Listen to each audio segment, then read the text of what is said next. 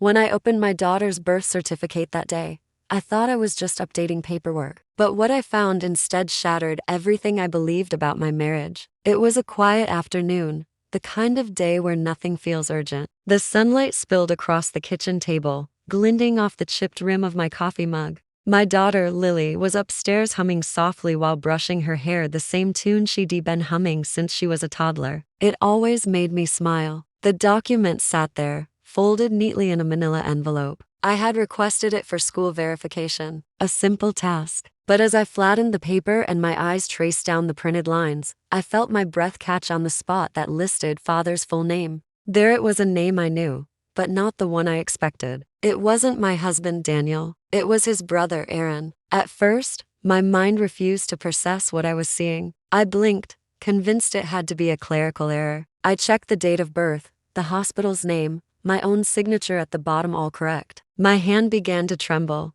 the paper rustling like dry leaves between my fingers. I don't remember how long I sat there. The sound of the clock ticking on the kitchen wall grew louder and louder until it was all I could hear. Every second seemed to press against my chest, demanding that I face what was in front of me. When I finally looked up, everything around me felt unfamiliar. The photographs on the fridge, Lily's toothless grin, Daniel's arm around my shoulder, they seemed staged now, like stills from a life that had never been real. I could still hear Daniel's laughter in my memory, the way he used to call me Em in that low, teasing voice when he thought I was being too serious. And Aaron, always around, always helpful, always the good uncle. He was the one who came over to fix our sink when Daniel was traveling for work, the one who brought small gifts for Lily, who remembered her favorite chocolate bars. But there had always been something I couldn't name. It wasn't jealousy exactly, just an odd closeness I sometimes noticed between them. The way Lily's eyes lit up when Aaron walked in, or how he seemed to anticipate her moods better than even Daniel did. I'd brushed it off as affection, as family. Now, every memory replayed through a new lens, darker, sharper, unforgiving.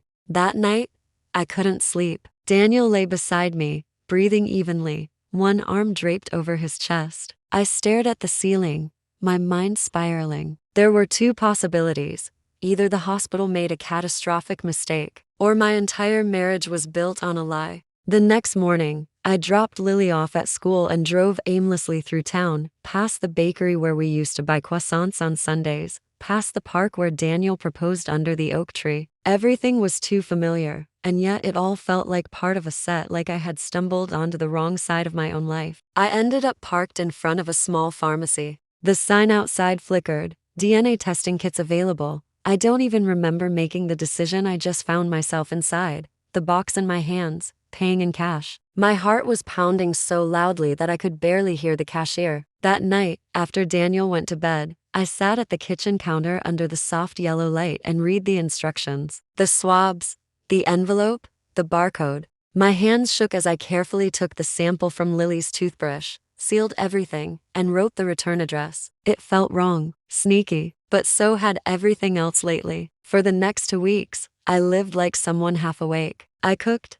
cleaned, smiled, drove Lily to school. But inside, I was counting days. Every email notification made my stomach tighten. Then, one morning, the result came. I was sitting at the same kitchen table, the same coffee cup beside me. I opened the email and saw the words, probability of paternal match, 99.99% Aaron M. The room began to spin. My throat felt like it had closed up. I read it again, and again, until the words blurred. I pushed the laptop away and pressed my palms to my face, the tears hot and sudden. Every image of my marriage flooded back: the hospital room when Lily was born, Daniel's tired smile as he held her, Aaron standing just behind him with that proud, almost protective look. How long had they known? Had Daniel known all this time? Or was Aaron the only one? I couldn't decide which was worse, being betrayed by one brother, or by both. That evening, I made dinner as usual, spaghetti and salad, Lily's favorite. My hands moved automatically, muscle memory guiding me through every motion. When Daniel came home, he kissed my cheek, and I felt my whole body flinch. He didn't notice, or pretended not to. During dinner, Lily talked about her school project while Daniel nodded, distracted, scrolling through his phone. I studied his face in silence, the lines around his eyes, the faint scar near his jaw from when we first met. I searched for signs of guilt, of knowing. There were none. After Lily went to bed, I poured Daniel a glass of wine and sat across from him. Daniel, I said quietly, there's something I need to ask you. He looked up, confused. What's wrong? I swallowed hard. Lily's birth certificate. There's something strange about it. He frowned. Strange how? Her father's name, I said. It lists Aaron. His expression froze. The glass in his hand tilted slightly, and for a second, I thought he might drop it. What? His voice cracked. It says Aaron's name, Daniel, not yours. He set the glass down too carefully. That must be a mistake. Maybe the hospital. It's not a mistake. I cut him off. I had a DNA test done. For a long moment, there was nothing but silence, the kind that fills every corner of a room. Daniel's face went pale. His lips parted, but no words came out. Finally, he whispered, You had a test? Yes, I said, and it confirmed it. Aaron is Lily's biological father. Daniel's eyes glistened, his hands trembling as he ran them through his hair. No, that can't be right, is it? I asked, my voice breaking. Did you know? He looked at me, and in that moment, I saw something shift in his eyes. Guilt. Emily, he said quietly, I need to tell you something. My chest tightened. So it's true. He didn't answer. The silence was its own confession. I felt the air leave my lungs as he said my name. It wasn't just the word itself, it was the tone. Heavy, final, the way someone sounds when they've been caught holding a secret too long. Emily, he repeated, his voice trembling now. It's complicated. I stood up, pushing back the chair so hard it scraped the floor. Complicated? I said, my voice sharper than I'd ever heard it. You mean you slept with your brother's wife, and that's complicated? He flinched, eyes darting to the ceiling, then back to me. I didn't know at first. I swear to God, I didn't. Please, just sit down. But I couldn't. My whole body felt electric, trembling, burning, on the edge of breaking. He rubbed his face, his breath coming in short bursts. It happened once, years ago, before you and I even got serious. Aaron and you were close back then, remember? Of course I remembered. Aaron and I had been friends long before Daniel entered my life. He was charming, funny, quick with compliments. Daniel was quieter, steadier, the one who felt like safety. When we got engaged, Aaron had laughed and said, Guess I'll have to stop flirting with you now. I thought it was harmless. I sat back down slowly, the room spinning again. You're saying this happened before we were married? He nodded, barely. But when you told me you were pregnant, I assumed it was mine. You did too, right? Yes, I whispered. Of course I did. There was never any reason to think otherwise. He ran a trembling hand through his hair. I found out later. Aaron told me. The words hit me like a slap. He told you? Daniel's eyes glistened. A few months after Lily was born, he said he wasn't sure, but he thought she might be his. He'd noticed things, her eyes, her smile. I told him he was crazy, but he sent me a letter a year later, saying he wanted to do a test. I refused. My stomach dropped. So you knew this was a possibility for years, and you said nothing? His lips quivered. I couldn't lose her, Emily. I couldn't lose you. She's my daughter in every way that matters. I wanted to scream, but no sound came. The betrayal felt like quicksand. The harder I fought it, the deeper I sank. I pressed my palms against my face, shaking. You both lied to me. For 10 years, he reached for me, but I pulled away. Don't, I said, my voice cracking. Don't touch me. The house felt colder than ever. Upstairs, Lily's nightlight cast a faint glow through the hallway, and for a split second, my heart twisted. She was innocent. She didn't choose any of this. Daniel spoke again, his voice small. I tried to make peace with it. I thought if we just kept loving her, if we kept going, it would never matter. But it does matter, I whispered, because love built on lies doesn't last. He leaned forward, his face breaking apart. Please, Emily, don't tell her. She's just a kid. Don't let this ruin her. I looked at him, the man I'd built a life with, the father of my child, and yet suddenly, a stranger. You already ruined it, I said quietly. You and Aaron. After he went to bed, I sat alone at the kitchen table. The hum of the refrigerator was the only sound. I stared at the spot on the table where the birth certificate had been, the faint ring left by my coffee mug still visible. It was strange how something so ordinary could mark the exact place where my old life ended. Sleep never came. Every time I closed my eyes, I saw Aaron's face, the warmth in his smile, the way he used to call Lily his little sunshine. I thought it was affection. I thought he loved her like an uncle should. Now I knew better. By morning, I'd made up my mind. I needed to face him. I drove to his house just after dawn. The world was still half asleep, the streets quiet, the sky pale and washed out. My hands tightened on the steering wheel as I pulled up in front of his driveway. Aaron opened the door before I could knock twice. He looked startled at first, then cautious. He was wearing an old t-shirt, eyes puffy with sleep. "Emily, what's wrong?" I didn't answer. I just stepped inside. He closed the door slowly behind me. "You look pale. Is Lily okay?" I turned to face him. "Don't pretend, Aaron." Something flickered across his face, a shadow, gone too fast to read. "Pretend about what?" I held his gaze. I know. The color drained from his cheeks. He didn't ask what I meant. He just looked down, his jaw tightening. "How long have you known?" he whispered. "2 days," I said. "I found out from her birth certificate. Then I took a DNA test." He sank into the nearest chair, his hands gripping his knees. "I never wanted it to come out like this." I felt anger rise like heat in my throat. "So you admit it?" He nodded slowly. "Yes, I always knew it was possible. I told Daniel years ago." I swallowed hard. "Why didn't you tell me?" His voice cracked. "Because I didn't want to destroy your life, or hers." "Destroy it?" I said. "You built my life on a lie." "You both did." He rubbed his face, sighing heavily. "I was drunk that night, Emily. You were upset Daniel had missed another dinner, remember? He was always gone. We talked, we drank, and things happened that shouldn't have." I closed my eyes. The memory flooded back, that night years ago when Daniel had been traveling, and Aaron came by to drop something off. We'd sat on the porch, shared a bottle of wine, talked about loneliness and life. I remembered crying, and him comforting me. But after that, everything blurred. When I opened my eyes, tears burned at the corners. "You took advantage of me." His expression crumbled. "I didn't mean to. I swear. I loved you, Emily. I always have."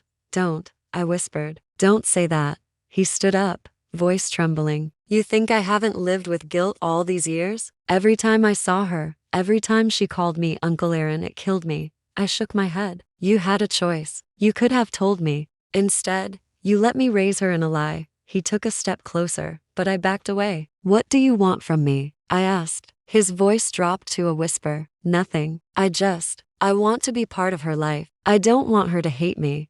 I stared at him, disbelief twisting inside me. "You already had that. You were her uncle." That was enough. He looked away, silent. I turned toward the door, my voice breaking. "Stay away from her, Aaron. Stay away from all of us." He didn't stop me. He just stood there, frozen in the pale morning light, as I walked out of the house and into a world that suddenly felt too heavy to breathe in. The next few days blurred together, a haze of silence, pretending, and the heavy ache of something you can't yet name. Daniel and I moved around each other like ghosts. We said the things people say when they ray, trying not to break. "Did you eat? I'll pick up Lily from school. Good night." But our voices were hollow. At night, when I watched him tuck Lily into bed, I caught myself studying them, the way her curls fell just like his, the way she laughed when he made that silly face he'd always do. She looked so much like him that it almost made me doubt everything. Almost. But the DNA report didn't lie. Neither did the birth certificate. And the worst part, neither of them had trusted me enough to tell the truth. 3 days later, I got a text from Aaron. "Aaron, please, just one conversation. I owe you that much."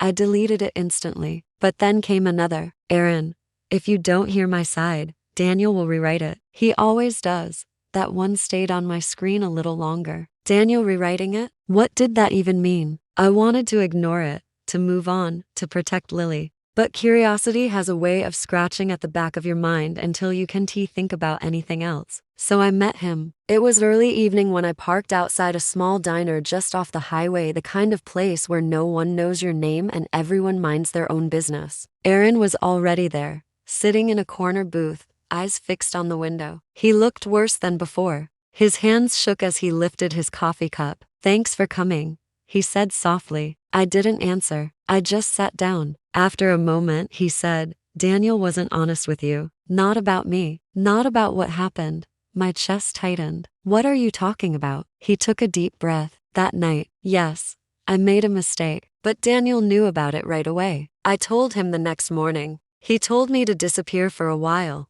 to leave you alone. And I did. I frowned. So? He told me later that he'd taken you back, that he forgave you. Forgave me? I repeated, confused. For what? Aaron's eyes met mine, full of guilt. For sleeping with me. He said you admitted it to him, that you felt ashamed and wanted to forget.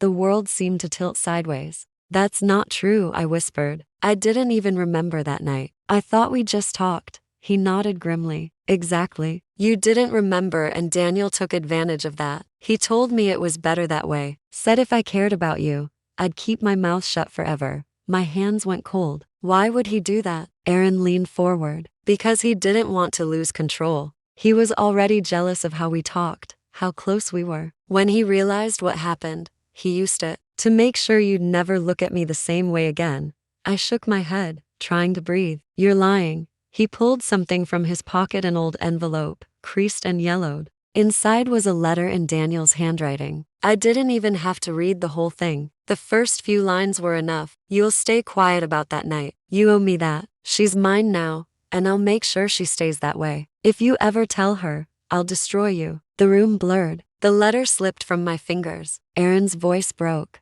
I kept my silence because of that, because he had the power to ruin me, to ruin you. And now, I couldn't listen anymore. My body felt numb. Daniel hadn't just lied to me, he'd manipulated the entire story. For 10 years, he'd watched me smile at the man he'd secretly blackmailed. When I finally spoke, my voice was shaking but cold. I'm done being silent. That night, I came home to find Daniel sitting at the kitchen table again, the same way he had when all this began. Except this time, I didn't hesitate. I dropped the letter in front of him. His face went pale. Where did you get that? From the man you've been lying about for a decade. He opened his mouth, but no words came out. You knew what happened that night, I said. You knew I didn't remember. You could have told me the truth, but you chose control over honesty. He finally looked up, tears forming. Emily, I was scared. I thought you'd leave me.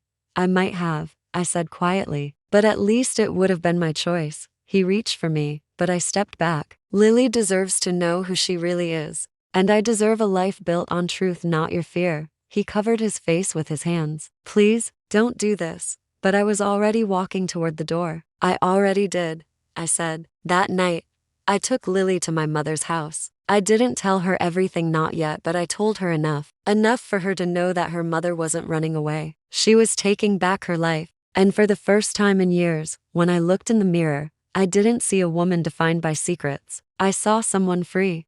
The weeks that followed were quieter than I expected, almost too quiet. Daniel tried to call at first, long, desperate voicemails full of apologies that sounded rehearsed, the kind meant to pull at guilt rather than truth. Then came the silence. I think, deep down, he knew there was nothing left to save. I moved in with my mother temporarily, and Lily adjusted faster than I did. Children have a strange resilience. One evening she asked, "Is Daddy mad at us?" And I told her, "No, sweetheart. Daddy just needs time to tell the truth to himself." She accepted that, nodding like it made perfect sense. Sometimes I wish I had her simplicity, that kind of clean-hearted faith. When I finally told Lily the full truth months later, she was sitting on the porch drawing flowers with chalk. The sunlight was soft, and I remember how the dust in the air shimmered like something holy. I said, "Lily, I need to tell you something about our family." She looked up, eyes wide and trusting. "Your dad Daniel will always love you, but there's another person who's also part of your story. Someone you should know about."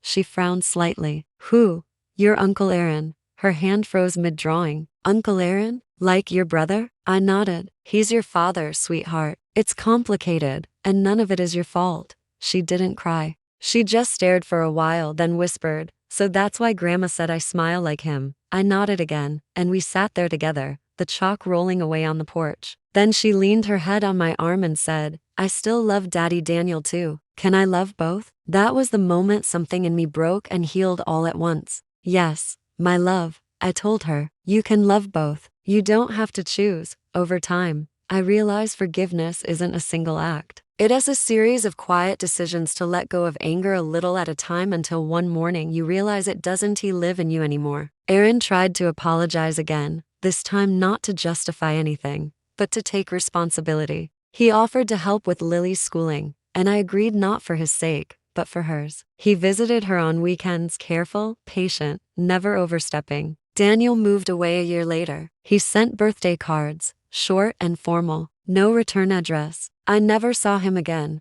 but sometimes I still wonder if he ever found peace with his guilt. My mother says I did the right thing. That truth, no matter how cruel, always carries light. And maybe she's right, because after everything, I don't wake up in fear anymore. I wake up knowing the house I live in, the people around me, even the air I breathe, all of it is finally real. The last time I saw Erin was at Lily's school recital. She was standing on stage, singing a song about forgiveness and family. Our eyes met in the crowd for a second. There was no shame anymore, no secrets, just understanding. After the performance, as the parents clapped and the children bowed, I felt something warm spread through me. Not pride exactly, but peace. The kind that comes only after you've walked through fire and realized you were still standing. If you had told me years ago that my life would unravel like this, I would have sworn I wouldn't survive it. But here I am, stronger, softer, wiser. Sometimes healing doesn't come from revenge. It comes from refusing to carry the lie any longer. So I learned to forgive not for them, but for myself. And every time I see Lily smile, I remember that the truth didn't destroy us. It rebuilt us, piece by honest piece.